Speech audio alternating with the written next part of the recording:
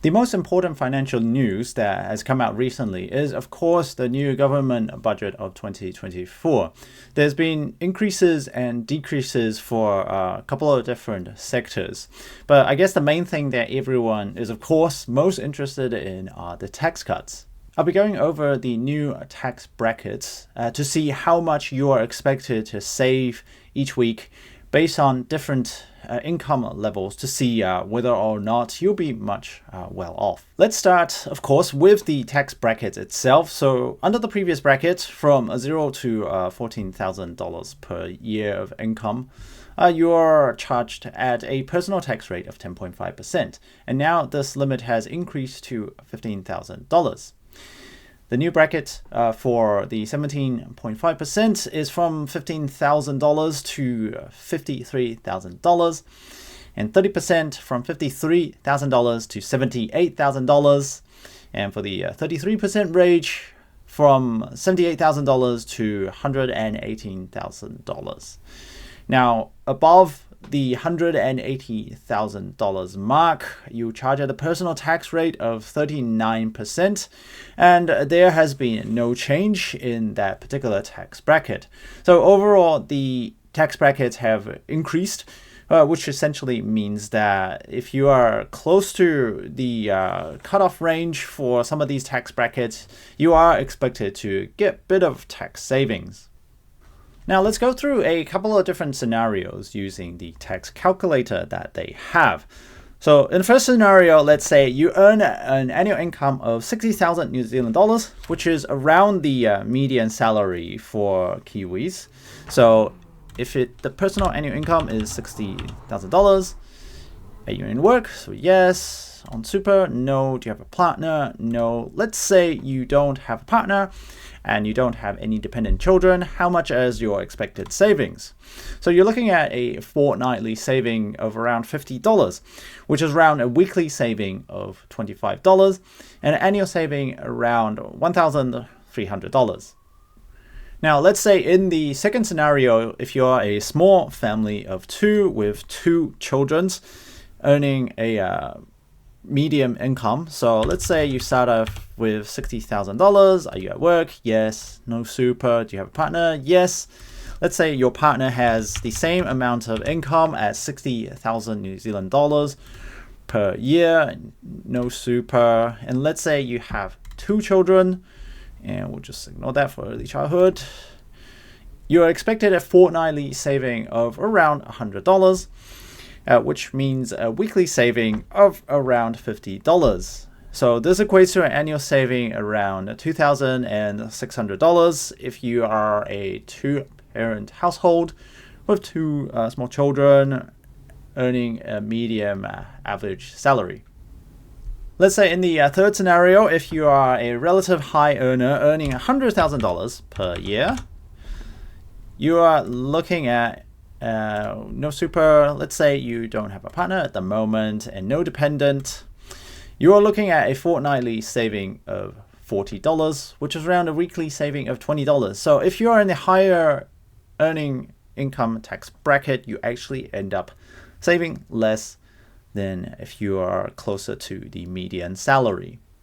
Now let's also take a look at some of the changes to the first year free tertiary education. First year's fees free is out, final year free is in for tertiary students as the government makes savings to fund its tax cuts. Close to $900 million they think they're going to save by moving that fees free from the first year to the third year. Have students been the victim of this year's budget? Absolutely. I mean, we know that, first year fees free doesn't do much to start with to alleviate student poverty, and moving it to third year absolutely doesn't help that. Now, this is one of the things that I feel pretty strongly about. I believe that first year free for university students was a terrible idea.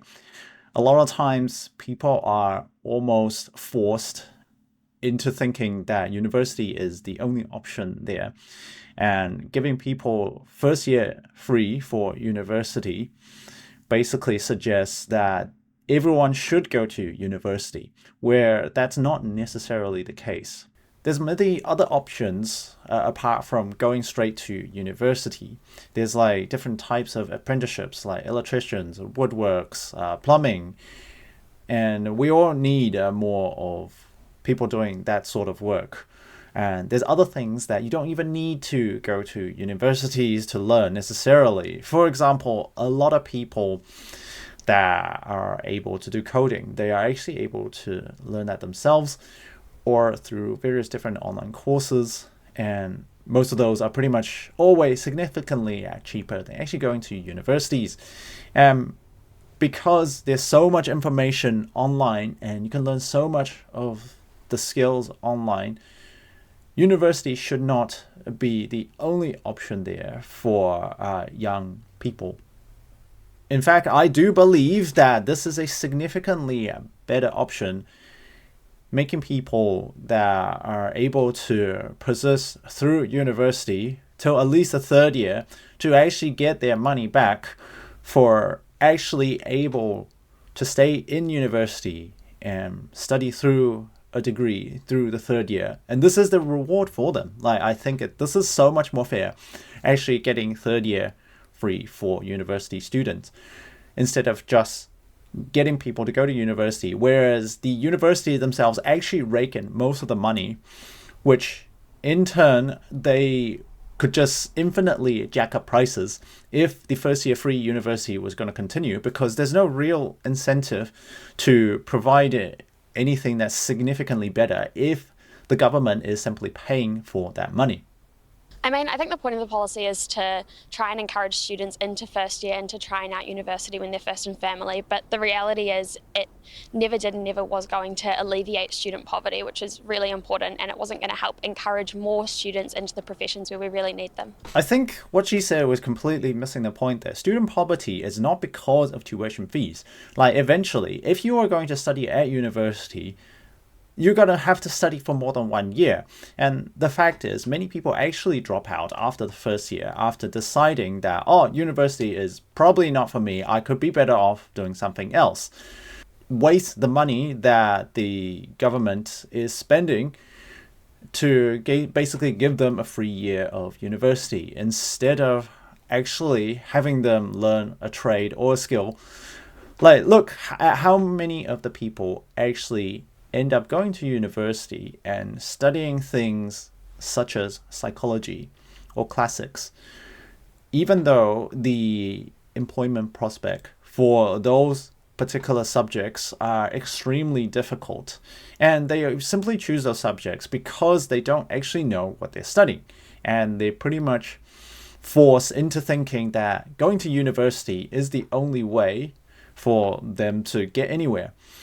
And this creates a giant pool of university students that really makes the whole university degree kind of pointless in a way, because if everyone has a university degree, it just means that everyone needs something better, like a master's or a PhD, which really actually serves to dilute the importance of the university degree itself. So how much of this total tax saving is actually supposed to help you when it comes to budgeting and just surviving every day? If we look at the projected CPI inflation data, which is the consumer price index relative to inflation, and it's looking at annual change in terms of percentages. So from the past 10-15 years, there's been a very rocky few bumps here, especially around the 2008-2009, where you had the housing crisis. And then you had a bump to 5% inflation. And then we had a long low of roughly 10 years of inflation under around 2%. And then kind of skyrocketed again after COVID to around 7%. Now, in terms of forecasts, they're forecasting basically a smooth decline to around 2% over the coming 4 years or so, which I believe this is absolutely false and impossible, because just simply looking at what has happened in the past, even within a relatively quiet period, you still get bumps and dips and highs and lows when it comes to inflation rate. And this part of the graph that's forecasting just a nice gradual gentle decline into 2% territory for inflation is pretty much completely impossible. And this is just not something that you could ever trust when it comes to these forecasting. Now, if we turn and look at the cost of groceries, as in regards to Countdown and Woolworth data from interest.co.nz. So this is around a basket of food per week. So around the 2020 mark, we're looking at around $170 region for this New Zealand food basket in terms of New Zealand dollars. And this has climbed all the way up to more than $220 per week. And remember, this is per week in 2023. Now, it's gone through a slight dip in 2024, but you're still looking at around the $200 to $220 per week region. So if you really look at it, this tax saving of $25 per week relative to the amount of increase in terms of food costs and grocery costs, it simply does not cover the food costs and grocery costs.